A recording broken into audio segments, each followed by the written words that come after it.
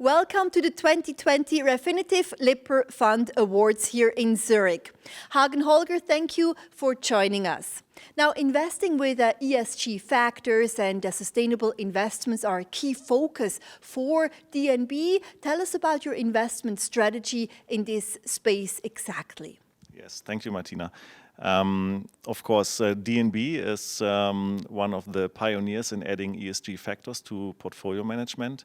And we invented our first green fund in 1989. So we have a long and credible history in ESG investing.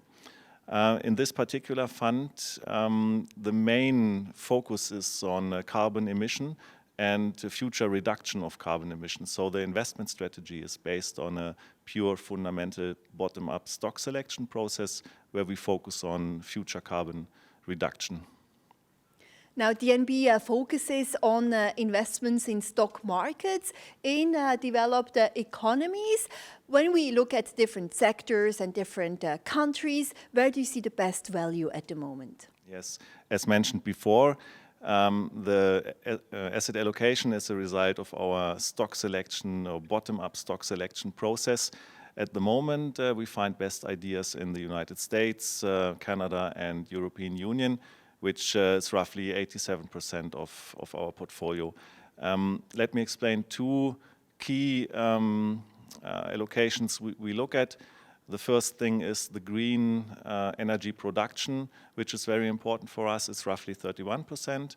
And the second, in our view, undervalued part and very interesting part is the energy efficiency part, where we think that the market underestimates the future importance of carbon emission reduction.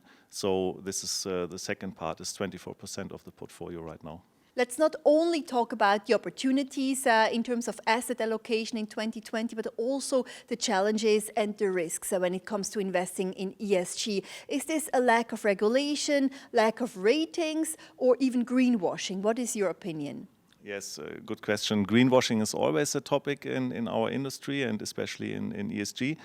But what we think is a challenge for 2020 and the coming years is that in the last years, some names got too much attention.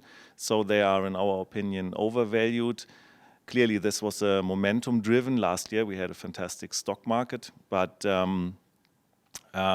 we as active managers, we also see opportunities in other names or in other sectors, like mentioned before, in the energy efficiency sector. We think there is undervaluation. So for long-term investors, there's always an opportunity to invest, especially with Jon Sigurdsen and Christian Rohm as fund managers who have a long and credible track record.